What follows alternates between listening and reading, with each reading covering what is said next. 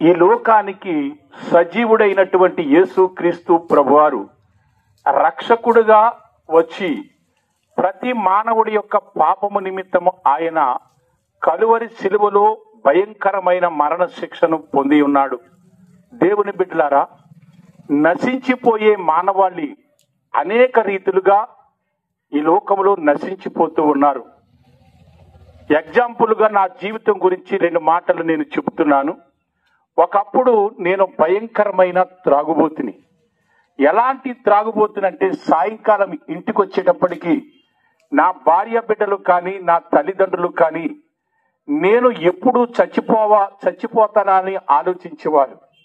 వీడు ఎప్పుడు చచ్చిపోతే పీడ విరగడైపోతుంది అని ఆలోచించేవారు. కారణం ఏమిటి అంటే బూటుగా తాగి వచ్చి భార్యను బిడ్డల్ని కూడా సావబాది తల్లిదండ్రులకు కూడా దుఃఖాన్ని కలిగించి అవసరమైతే అడ్డు వచ్చిన మా అమ్మగారిని మా నాన్నగారిని కూడా గెంటివేసి విచ్చలవిడి జీవితాన్ని జీవించేటువంటి ఆ తరుణంలో దేవుడు ఒక రీతిగా నన్ను దర్శించి ఉన్నాడు.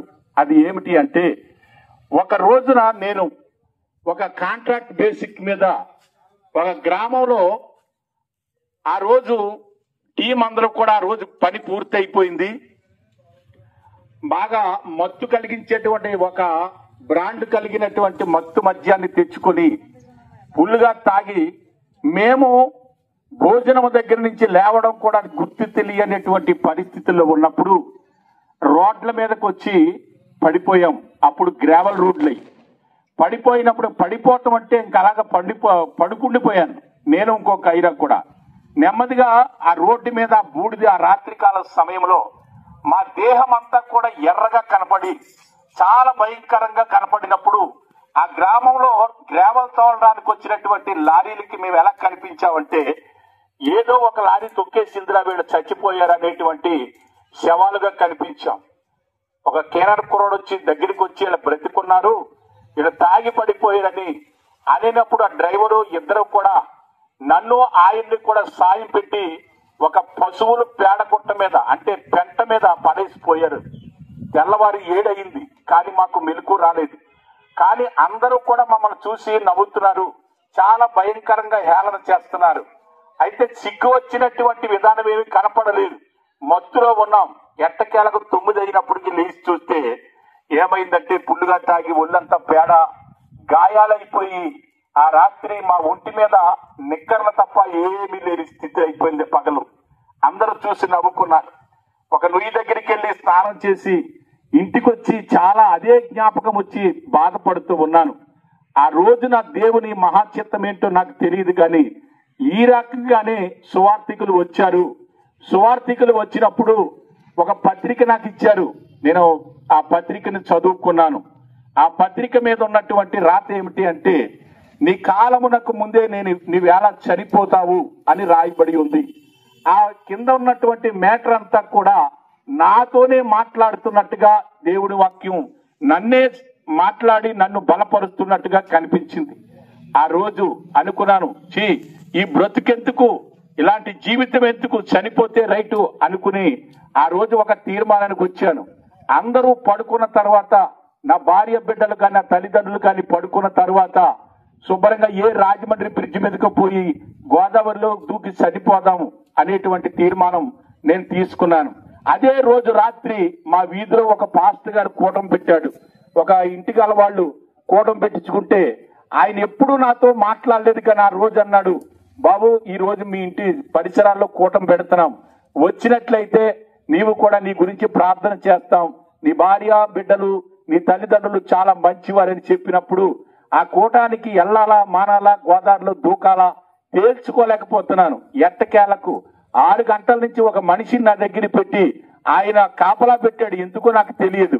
అప్పుడు కూటంలోకి వెళ్ళి కూర్చున్న తర్వాత దేవుడు మరలా మాట్లాడుతున్నాడు, నీ కాలమునకు ముందు వేళ చనిపోతావు, నా కుమారుడా నువ్వు కావాలి. ఎవరో ఒక ఆయన పాస్టర్ గారు మాట్లాడుతున్నాడు.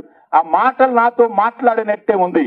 నువ్వు తాగుబోతువైనా వ్యభిచారివైనా నువ్వు ఎలాంటి భయంకరమైన పాపివైనా సరే నీవు నాకు కావాలి, నీ కొరకే నేను మరణించి ఉన్నాను, నీ కొరకే యేసు మరణించి ఉన్నాడు, నీ కొరకే శిలువ మీద ఆయన భయంకరమైన శిక్షను పొంది ఉన్నాడు, నీ కొరకే ఆయన అతి భయంకరమైనటువంటి శిక్షను అనుభవించాడు, రక్తాన్ని చిందించాడు నీ పాపాన్ని కడగడానికి, నీ పాపాన్ని కడిగి నిన్ను శుద్ధిగా చేశాడు. అది నమ్మి నువ్వు బాప్తిస్మం పొందినట్లయితే, అది నమ్మి నీ పాప క్షమాపణ పొందినట్లయితే, అది నమ్మి మారు మనస్సు పొందినట్లయితే నీ పాపాన్ని ఆయన త్వజించి, నీ పాపాన్ని ఆయన కడిగి నిన్ను శుద్ధిగా చేసి ఆయన రాజ్యంలో నీకు స్థానం ఇస్తాడు అని ఆయన మాట్లాడుతున్నాడు. ప్రియమైన దేవుని బిడ్డలారా, ఆ రాత్రి ఆ మాటలు విన్న నాకు ఎంతో సంతోషము కలిగింది, ఆనందము కలిగింది, ఎంతో ధైర్యము కలిగింది. ఇక నేను చనిపోకూడదు, ఇక నేను బ్రతకాలి అనేటువంటి ఆశ కలిగి నేను ఎప్పుడైతే తీర్మానం చేసుకున్నానో, ఉదయాన్నే లేచాను. మా వాళ్ళు ఎవరు కూడా నా వంక నిప్పుకోడి చూసినట్టు చూస్తున్నారు. వీడు మళ్ళీ సారాయి కొట్టు దగ్గరికి వెళ్తాడా, ఆ తాగొస్తాడేమో అని. ఆ ఉదయం నుంచి సాయంకాలం వరకు నేను ఏమి తినలేదు. నాకు ప్రార్థన చేయడం రాదు. యేసు ప్రభువా నా పాపాలు క్షమించు, యేసు ప్రభువా నమ్మించు అని ఉదయం నుంచి సాయంత్రం వరకు మంచినీళ్ళు కూడా తాగకుండా నేను ఏం చేశానంటే ఇదే మాటను నా హృదయంలో అనుకుంటూ ఉండేవాడిని. ఆ సాయంకాలం పాస్టర్ గారి ఇంటికి వెళ్ళాను. అయ్యా నేను బ్రతకాలని ఉందయ్యా, ఉదయం నుంచి నేనేం తినలేదు. రాత్రి పాస్టర్ గారి నుంచి నాతో దేవుడు మాట్లాడాడు అనగానే ఆ పాస్టర్ గారు ఆశ్చర్యపోయాడు, ఆయన నమ్మలేకపోయాడు. నువ్వేనా బాబు, నువ్వేనా అన్నాడు. నేనే నిజంగా నేనే వచ్చానని ఆయన నమ్మలేకపోయాడు. ఎందుకంటే ప్రియమైన దేవుని బిడ్డలారా, నా బిడ్డలు కానీ నా భార్య కానీ ఇంటికి వచ్చేటప్పటికి నా తల్లిదండ్రులు కానీ గజగజ వణికిపోయేవారు. మా ఇరుగు పొరుగు వాళ్ళు కూడా గజగజ వణికేవారు. కారణం ఏంటంటే నేను తాగాను అంటే నా చేతిలో ఏముండేదో నాకే తెలిసేది కాదు, ఎవరిని కొడుతున్నానో తెలిసేది కాదు, ఎవరిని తిడుతున్నానో తెలిసేది కాదు. అసలు తెలుగు రాష్ట్రాల్లో నేను తిట్టే బూతులు ఉన్నాయో లేదో నాకే తెలియదు.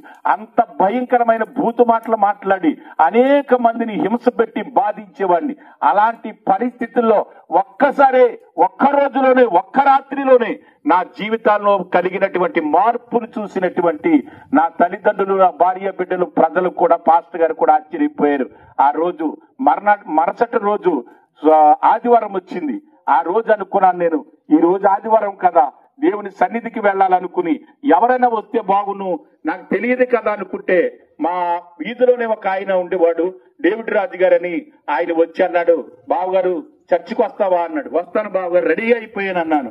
ఆ రోజు నా చేతిలో ₹1 లేదండి. ప్రభువా దేవుడి సన్నిధికి మొట్టమొదటిసారిగా వెళ్తున్నాను, కనీసం నీకు అక్కడ కానుక రూపంలో ఇదని కూడా నా దగ్గర లేదు అనుకుంటూ వెళుతున్న సమయంలో ఎప్పుడో 5 సంవత్సరాల క్రితం ఒక ఆయన నా దగ్గర 500 అప్పు తీసుకున్నాడు, ఇవ్వలేదు. ఇంక నేను ఆ టైంలో వదిలేశాను. ఆయన తెచ్చి 500 కూడా నా చేతిలో పెట్టాడు. ఏమండి మీకు 500 ఇవ్వాలి కదా, నాకు రాత్రి నుంచి ప్రేరేపణ వస్తుంది, ఇదిగో మీకు 500 ₹100 కాగితాలు ఆయన తెచ్చి నా చేతిలో పెట్టినప్పుడు ఆ వెంటనే ఆ డబ్బులు తీసుకెళ్లి దేవుని సన్నిధిలో వేసేసి ప్రభువా నా పాపాలు క్షమించు అని ఆ యొక్క ఆదివారం ప్రారంభం నుంచి సాయంత్రం వరకు కూడా ఏడుస్తూనే ఉన్నాను. నేను దేవుని సన్నిధిలోంచి ఇంటికి వచ్చినా సరే నా పాపాలు కడిగాడు. ఇదిగో కుమారుడా నీ పేరు నా జీవ గ్రంథంలో రాస్తున్నాను, ఇక నుంచి నీవు నా సేవకుడవు, నీవు నా యొక్క సిలువ కాడిని మొయ్యాలి అని ఆ రాత్రి బైబిల్ గ్రంథంలో ఎహెజ్కేలు గ్రంథం 37వ అధ్యాయంలో ఉన్న దర్శనాన్ని నాకు చూపించాడు. ఆ దర్శనం ఏంటో నాకు తెలియదు అసలు, ఎందుకంటే ఒక ఎముకల్లో ఉంది, ఆ లోయలోకి తీసుకెళ్ళు. ఆయన అంటున్నాడు ఇవి బ్రతకగలవా అంటున్నాడు. ఏమో తండ్రి నాకు తెలియదు అంటున్నాను. ఆ దర్శనం గురించి ఉదయకాలం